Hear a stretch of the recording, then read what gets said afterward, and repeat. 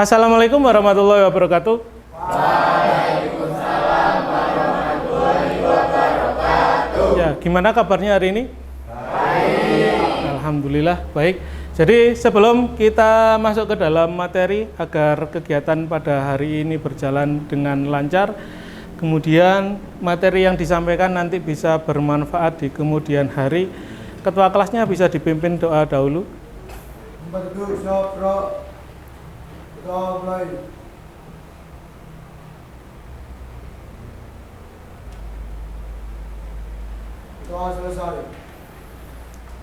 Ya, sebelum masuk ke materi saya absen dahulu.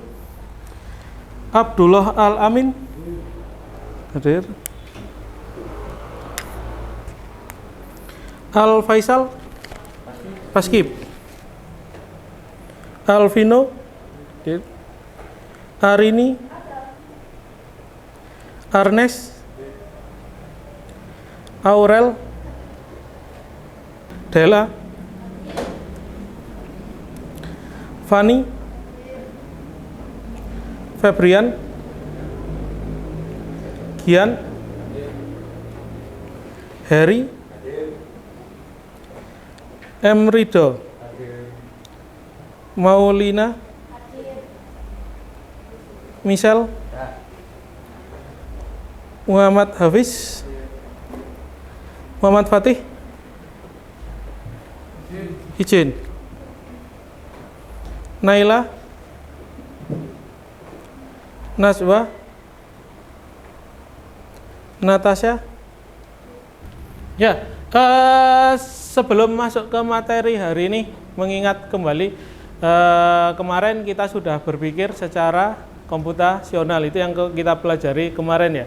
Jadi sedikit mereview, kemarin kita mempelajari tentang bagaimana menyelesaikan masalah dengan sistematis dan efisien.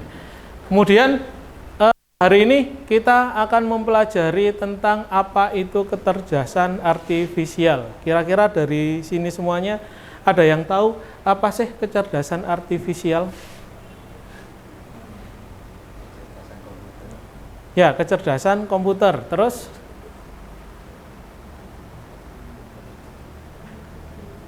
ada yang kira-kira pernah mencoba memakai kecerdasan artifisial? Ya, contohnya ChatGPT. Terus Gemini. Ya, itu ya. Ya, untuk memperdalam apa itu kecerdasan artifisial bisa dilihat video di I don't like writing essays, but here are my marks for them. So bestie, I'm going to tell it to you straight. First,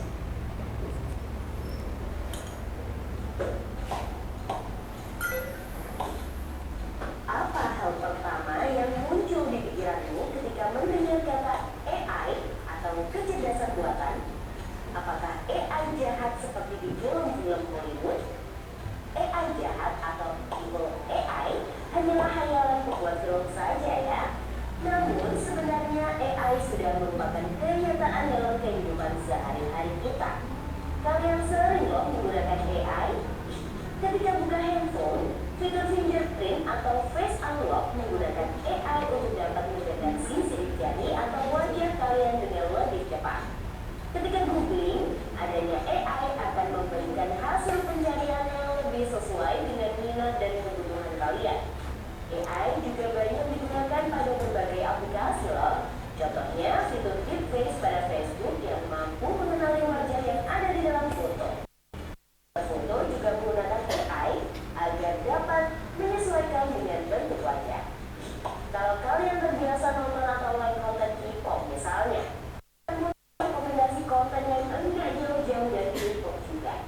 Bukan hanya di media sosial, rekomendasi musik atau film di aplikasi ini, iklan produk pada e-commerce, rekomendasi dari virtual assistant seperti Google Assistant atau Siri, juga menggunakan AI untuk mempelajari dan menyesuaikan dengan aktivitas yang biasa kalian lakukan.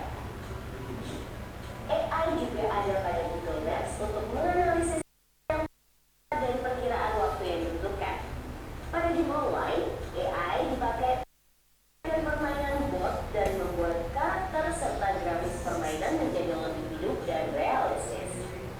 Lalu, apa itu AI?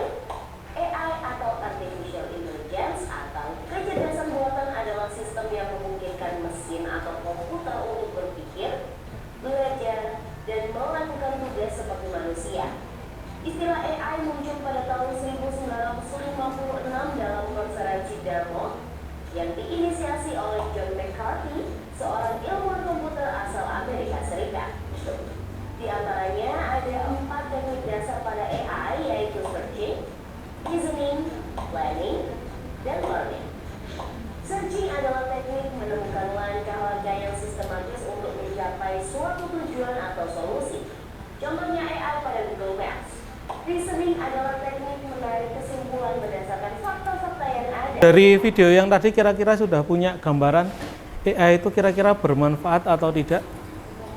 Ya, AI dapat bermanfaat ketika kita gunakan untuk sesuatu yang positif. Kemudian sebaliknya ketika kita pakai untuk sesuatu yang negatif, AI juga akan bisa merugikan. Definisi kecerdasan artifisial, jadi atau sekarang yang lebih dikenal dengan AI atau AI, ya, itu adalah kecerdasan yang dibuat oleh manusia atau kecerdasan buatan yang mengacu pada sistem yang memungkinkan komputer itu belajar dari data, kemudian mengenal pola, membuat prediksi atau keputusan secara mandiri, atau lebih sering kita menggunakan AI dengan perintah-perintah tertentu atau dengan menambahkan sebuah objek, kemudian di bawahnya dikasih perintah, akhirnya bisa bikin sesuatu yang baru itu ya. Atau kita pengen membuat project apa, kita kasih sebuah inputan, kita kasih sebuah prompt atau ketikan, nanti AI yang akan bekerja di sana itu ya. Kira-kira sudah dapat gambaran dari kecerdasan artifisial? Ya, itu ya, kecerdasan artifisial. Kemudian materi hari ini yang akan kita pelajari adalah berkolaborasi dengan perangkat kecerdasan artifisial. Sebelum kita nanti mencoba mempraktekkan bagaimana sistem kerja kecerdasan artifisial, yang pertama kita pelajari dulu tentang karakteristik kecerdasan artifisial. Yang pertama adalah belajar dari data atau machine learning. Menurut Russell dan Norving tahun 2021, KA bisa belajar dari data yang diberikan kepadanya.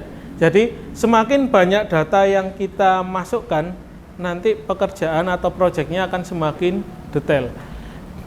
Inputan yang kita masukkan singkat, nantinya KA sendiri, kecerdasan artifisial, akan memberikan kita sesuatu yang umum, bukan spesifik yang seperti kita mau. Yang kedua adalah mampu beradaptasi dan meningkatkan performanya. Jadi kecerdasan artifisial itu menurut Goodfellow itu sendiri, jadi nantinya kecerdasan artifisial itu dapat bertumbuh, kemudian dapat memperbaiki kinerja dirinya, dari waktu ke waktu dapat beradaptasi, kemudian dapat belajar dengan sendirinya, dapat memperbaiki dengan sendirinya dari kesalahan-kesalahan yang pernah dibuat. KA itu dapat beradaptasi, menyesuaikan dengan perubahan-perubahan dari kesalahan-kesalahan yang masih ada, kemudian beradaptasi menjadi sesuatu. Nah, KA sendiri nanti bekerjanya itu dengan berdasarkan algoritma dan model prediktif. Artinya adalah menurut Dominguez tahun 2015, KA bekerja dengan aturan dan langkah-langkah matematis yang disebut algoritma. Dengan algoritma ini dapat memprediksi sesuatu sebelum terjadi, dan tentunya dengan pola-pola tertentu dari tadi ya, dari bahan, dari inputan yang ada. Kemudian KA sendiri, kecerdasan artifisial ini nanti itu dengan proses algoritma tertentu dapat memprediksi sesuatu yang sebelumnya belum terjadi. Nah, meskipun nanti prediksi itu nggak selalu benar. Makanya semakin banyak inputan, prediksinya akan mendekati benar itu sendiri. Tapi semakin inputannya sederhana, ya nanti ketika memprediksi dengan algoritma yang terbatas, kecerdasan artifisial sendiri nanti untuk prediksinya ya nggak akan bisa lebih spesifik. Yang keempat, mampu mengenali pola dan membentuk keputusan secara otomatis. Jadi nanti di dalam algoritmanya akan ada pola-pola tertentu yang nantinya KA sendiri dapat mengenali dari pola-polanya. Biasanya gini, kita bikin sebuah masukan ketika bikin chat GPT, itu kan nggak langsung final, kemudian dipelajari dulu, kemudian ada sesuatu yang kurang kita tambahi lagi, ada yang kurang kita tambahi, terus sampai benar-benar sesuai dengan yang kita harapkan. Itu ya. Terus pertanyaannya adalah, kecerdasan artifisial dengan manusia mana yang lebih baik? Lebih baik manusianya atau lebih baik kecerdasan artifisialnya? Kira-kira menurut kalian lebih baik mana? Lebih baik kecerdasan artifisial daripada manusia. Kenapa bisa gitu? Terus yang bikin kecerdasan artifisial itu? Manusia. Kenapa bisa lebih baik dari manusia dari kecerdasan artifisial? Pengetahuannya luas. Jadi gini, pengetahuannya luas kalau sudah ada inputan dari manusia. Jadi lebih baik mana kecerdasan artifisial atau manusia? Karena nggak semua yang ada di dalam manusia itu ada di dalam kecerdasan artifisial. Salah satunya ya mungkin manusia masih punya perasaan. Kecerdasan artifisial ya apa yang kita perintahkan itu yang dikerjakan, itu ya.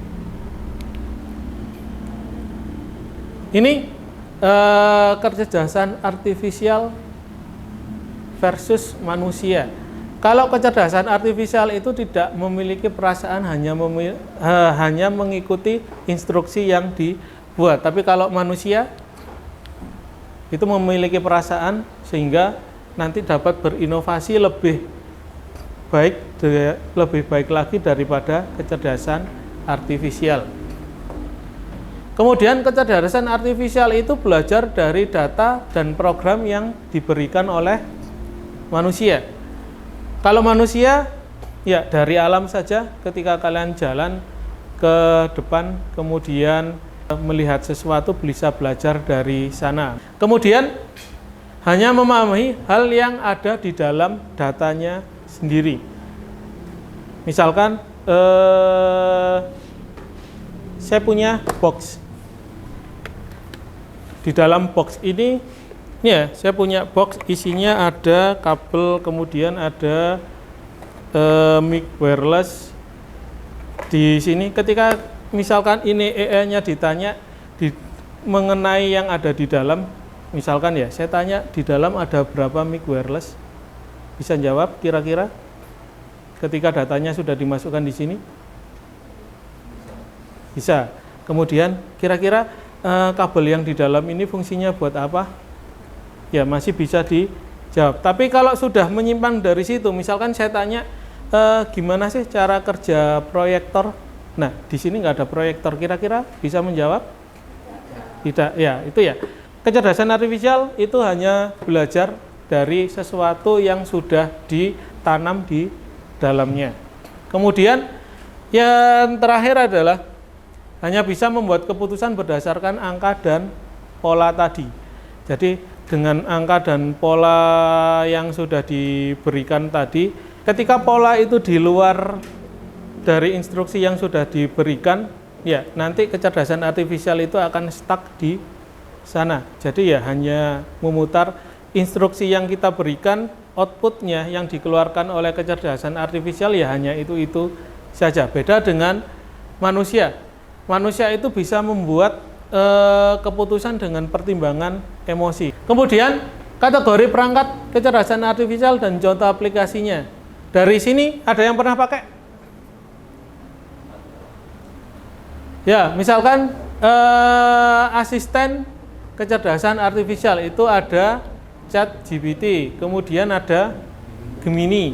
Kemudian di produksi video itu ada Synthesia, kemudian Filmora buat edit dan video, kemudian untuk no tulis robot itu ada yang bisa dipakai Phantom, kemudian ada nyata rekam rapat di DKV itu Canva. Kalau dulu kan cuma template, ya kalian mencari template kemudian diedit, tapi sekarang di Canva juga ada Canva AI-nya.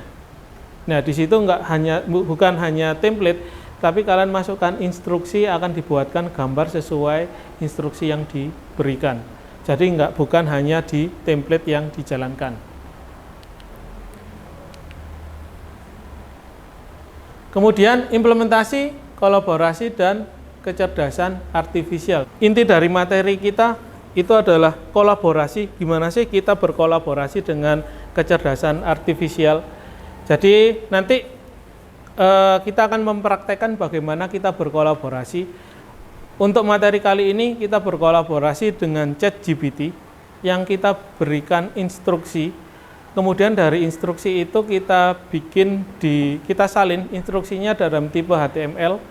Kemudian dari HTML itu nanti kita jalankan. Nah, dari situ kita bisa membuat sebuah aplikasi sederhana yang nantinya bisa bermanfaat untuk mendesain atau membuat proyek desain, atau sebagai inspirasi kita bagaimana memilih warna, bagaimana menentukan besar kecilnya font yang akan kita pakai. Itu ya. Nanti yang pertama kalian bisa membuka Google Chrome masing-masing di komputernya.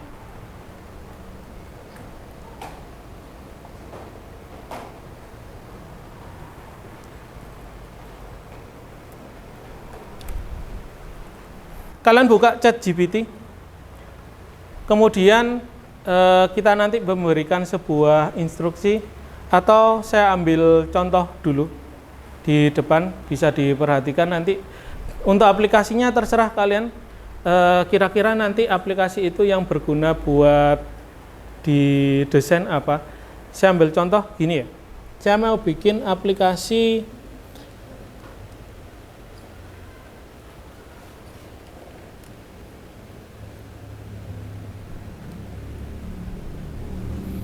ya, buatkan saya aplikasi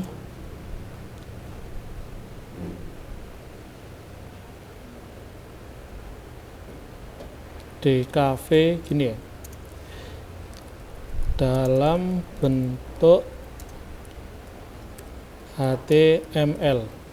Kemudian bisa masuk ya, nanti ChatGPT sendiri nanti yang membikinkan sebuah codingnya. Jadi coding ini nanti yang tinggal kita tempel di Notepad.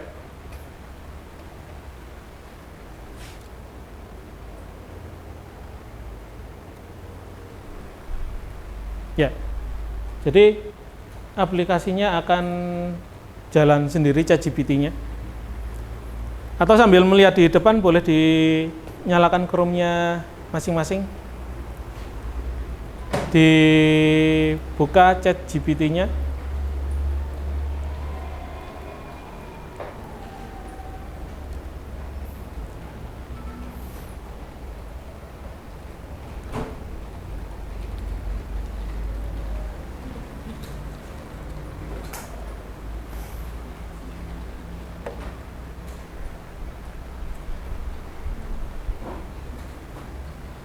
Boleh spesifik ya, misalkan gini, buatkan saya aplikasi untuk menentukan spektrum warna, langsung diketik itu bisa.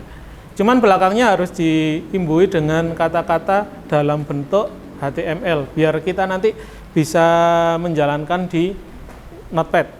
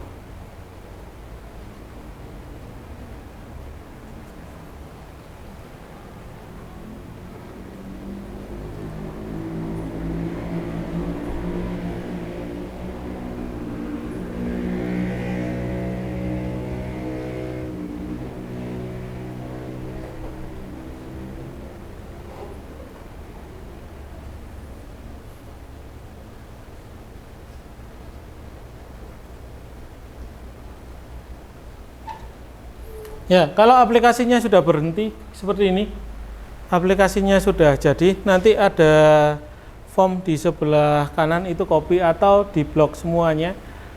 Nanti bisa di copy, nih ya, di copy. Kemudian langkah selanjutnya adalah kalian buka Notepad.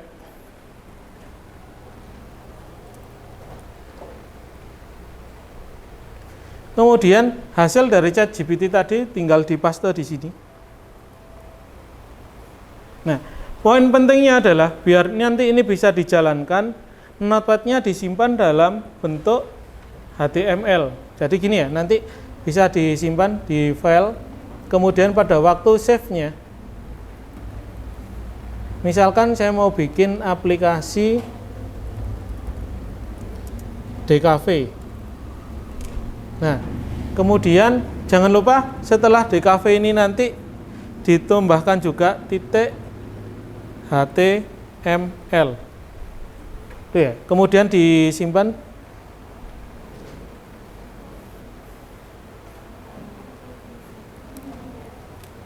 Nah, hasilnya ada di sini, namanya aplikasi yang bertipe HTML. Ketika saya buka, aplikasinya sudah jadi seperti ini. Misalkan ya, saya mau bikin buat palet warna. Ini ya, palet warna, saya mau bikin palet warna yang ini ya, palet warna merah. Nah, kira-kira nanti saya warna merah yang bisa saya pakai yang bagaimana? Nah, kita sudah dikasih beberapa palet warna yang bisa kita terapkan di sini. Atau gini, nanti bisa kita lihat lagi di sini ada cek kontras. Cek kontras itu misalnya gini, latar belakang saya warnanya biru. Kira-kira fontnya yang sesuai yang mana? Nah, nanti di sini bisa diklik. Misalkan biru, fontnya saya pakai merah. Ini ya, biru dan merah akan sedikit kelihatan tidak kontras. Nah, di sebelah kanan nanti akan muncul ada peringatan statusnya tidak lolos atau perbaiki warna. Jadi kita cari lagi di sini di warna teks yang kira-kira dengan putih. Nah, misalkan kayak gini ya, biru dengan putih. Nah, di sini akan di situ untuk teks normal dan besar statusnya dicentang hijau. Artinya kita bisa bikin ketika backgroundnya biru nanti teksnya warnanya putih. Atau di sini ada skala tipografi. Gini ya, misalkan di dalam pembuatan desain di tipografinya, judulnya mau saya bikin ukuran fontnya misalkan 18. Kalau ukuran fontnya yang paling besar 18, kira-kira heading 1, heading 2 selanjutnya sudah akan ada di sini. Itu ya, sudah ditampilkan. Kira-kira kalau atasnya yang paling besar 22, nanti untuk body yang kedua bisa pakai di poin 14. Itu ya. Jadi itu pentingnya kita kolaborasi dengan kecerdasan artifisial. Itu ya. Jadi sekarang dicoba, kira-kira menurut kalian, oh saya mau bikin nanti biar nggak kesulitan, saya mau bikin palet warna saja. Buatkan saya palet warna. Nanti yang bisa kalian buat untuk referensi desain. Itu ya. Ya, sekarang bisa dicoba.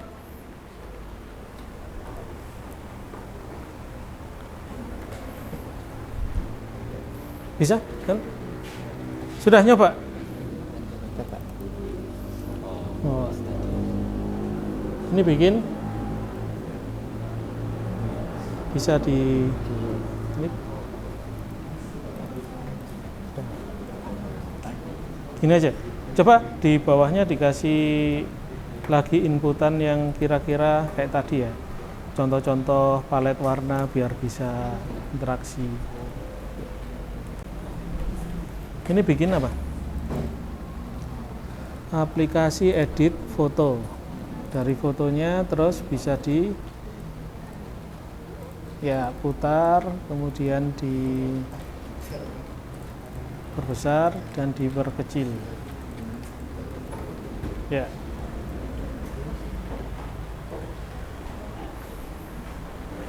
Ini tadi misalnya gimana? Save-nya. Tadi jadi gini ya, save-nya itu di file, terus save. Nah, ini nanti ditaruh di mana dulu? Misalkan ditaruh di desktop. Sini ya. Kemudian dikasih nama. Oh, yang tadi Pak, itu Pak. Ya.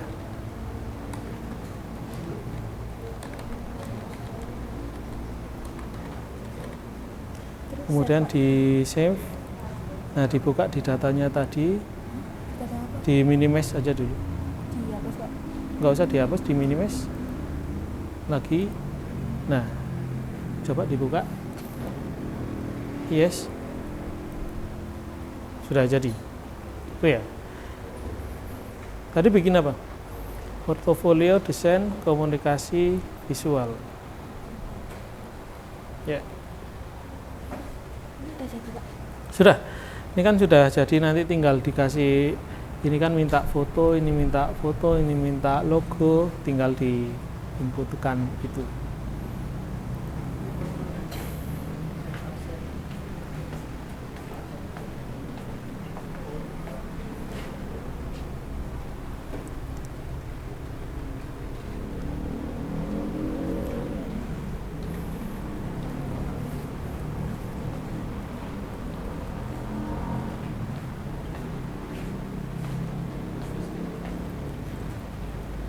Sudah, bikin apa, San?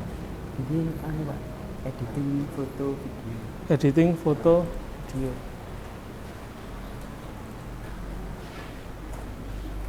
Sudah, bikin apa? Bikin aplikasi gitu Pak. Sudah bisa jalan? Pak keluar nih Pak. Coba di sini, di save dulu file, save.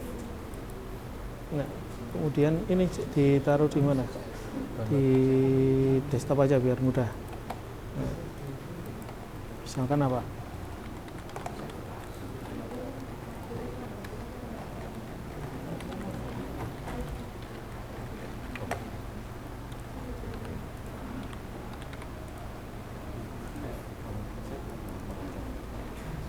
Minimize ya, dijalankan bisa? Ya. Bikin aplikasi buat galeri desain. Ya. Nggak bisa Pak. Nggak bisa? Disimpan di mana?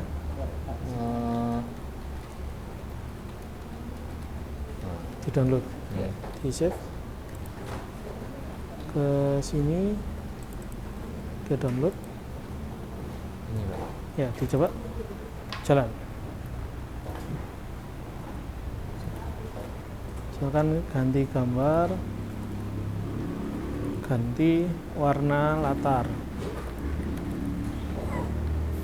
Nah, warnanya yang ganti-ganti. Gambarnya tetap. Gambarnya nanti paling, ya ini gambarnya di input.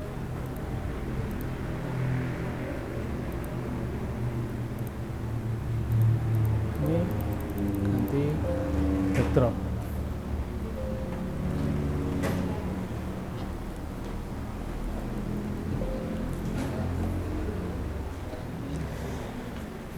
Ya, mungkin ada satu yang bisa mencontohkan aplikasinya yang sudah berjalan. Nyonya misal sudah jalan? Belum, Pak. Belum.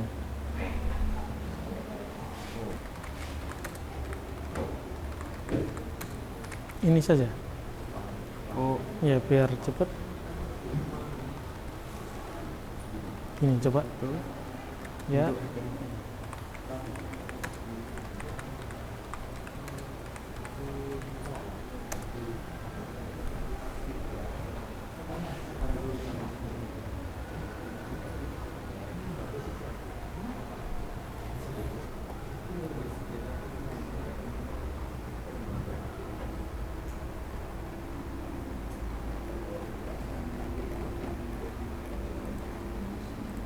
Jadi ini nanti di copy, kemudian ini di copy juga. Oh, di copy dua. Ya, di copy ini juga.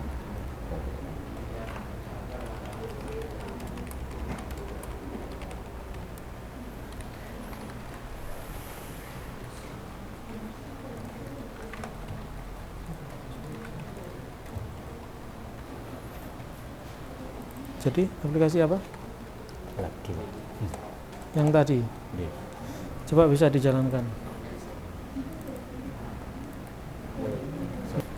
Ya, yang masih error ini coba perhatikan lagi.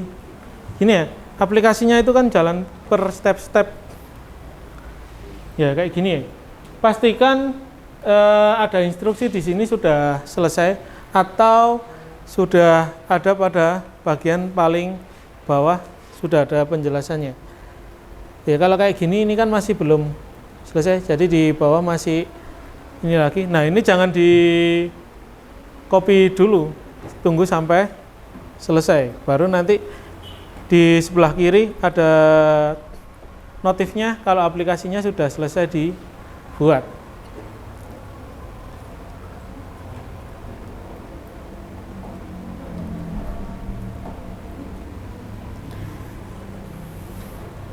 Ya, sudah jalan semua?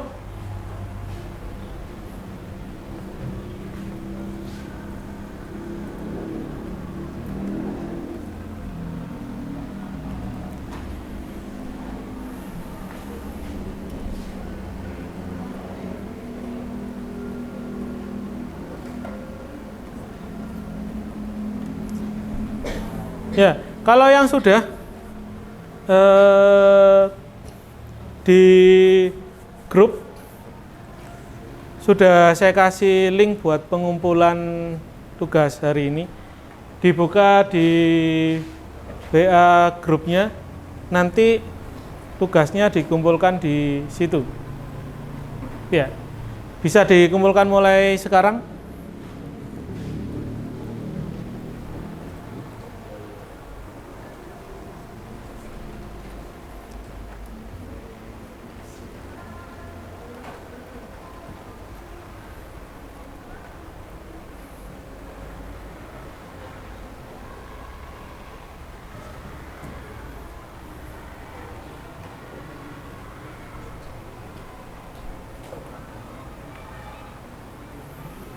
Sudah ada beberapa yang mengumpulkan.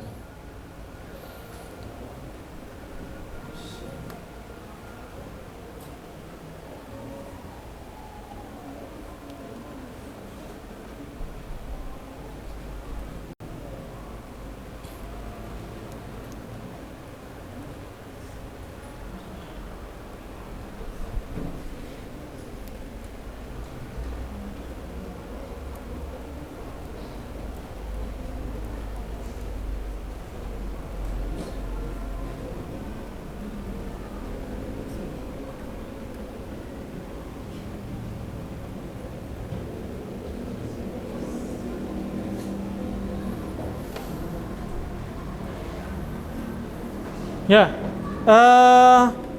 ini salah satu dari tugas teman kalian yang sudah dikumpulkan itu bikin aplikasi palet warna. Jadi nanti akan kelihatan di sini. Ya, warnanya ya komplementer. Terus apalagi nanti yang bisa dirubah. Nah, ini ya. Jadi warnanya sudah ada di sini. Jadi gini ya, ini salah satu yang sudah dikumpulkan bikin aplikasi palet warna. Itu jadi gimana? Dengan kolaborasi dengan kecerdasan artifisial, kolaborasinya menyenangkan. Itu ya, jadi ketika kita berkolaborasi dengan kecerdasan artifisial, jadi nanti akan membantu kita untuk referensi-referensi dalam pembuatan sebuah desain, entah itu warna, font, layout, dan yang lain-lain. Ya, kemudian di sesi terakhir, kira-kira dari refleksi, apa sih hal yang baru dipelajari tentang kecerdasan artifisial? Ya. Ternyata AI bisa belajar sendiri dari data dan bisa kognitif kalau sudah dipakai. Ya. Bisa otomatis tanpa disuruh terus-menerus. Itu ya, AI bisa terus belajar, kemudian memiliki pola dan membuat sesuatu yang lebih inovatif. Kemudian bagaimana kecerdasan artifisial bisa membantu? Misalkan gini, dalam DKV kira-kira apa sih yang bisa dibantu oleh AI? AI bisa bantu bikin desain cepat, ide-ide keren, yang warnanya pas atau otomatis. Ya. Ini nggak ribet dari nol. Berarti AI itu bisa membuat sebuah referensi dari desain, ide-ide, kemudian pola-pola yang mau dibuat. Kemudian yang terakhir, kira-kira tantangan terbesar dalam penggunaan kecerdasan artifisial apa? Susahnya pakai AI, kadang cara makainya hasilnya nggak selalu pas sama yang diinginkan, sama harus tetap kreatif biar desain nggak cuma nyantet dari AI. Ya, berarti AI itu nggak sepenuhnya, atau kecerdasan artifisial itu nggak sepenuhnya perintahnya sesuai dengan yang kita harapkan. Ini poin penting dari pembelajaran hari ini adalah yang pertama, kecerdasan artifisial itu adalah hanya sebuah alat, bukan pengganti manusia. Yang saya tekankan nanti di sini adalah AI, kecerdasan artifisial apapun itu bentuknya, jadikanlah hanya sebagai referensi atau sebagai asisten. Jangan sepenuhnya pekerjaan kalian dimasukkan ke dalam kecerdasan artifisial. Kemudian di DKV khususnya kreativitas itu datangnya dari kalian, inovasi datangnya dari kalian. AI hanya sebagai support untuk kalian membuat kreativitas yang lebih bagus lagi. Yang terakhir adalah kolaborasi manusia kemudian dengan AI membuka peluang baru di industri kreatif. Jadi yang saya tekankan tadi, AI nggak sepenuhnya memenuhi dari perintah yang kita buat, atau AI nggak selalu benar. Ada kalanya perintah yang kita berikan tidak sesuai dengan yang kita harapkan hasil dari AI. Sampai sini kira-kira ada pertanyaan lagi sebelum diakhiri? Itu ya.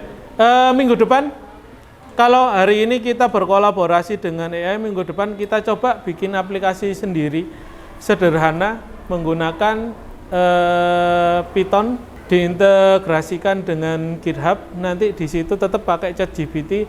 Bagaimana kita membuat sebuah aplikasi yang lebih menarik lagi. Itu ya. Kalau nggak ada pertanyaan, saya akhiri sampai sini. Assalamualaikum warahmatullahi wabarakatuh.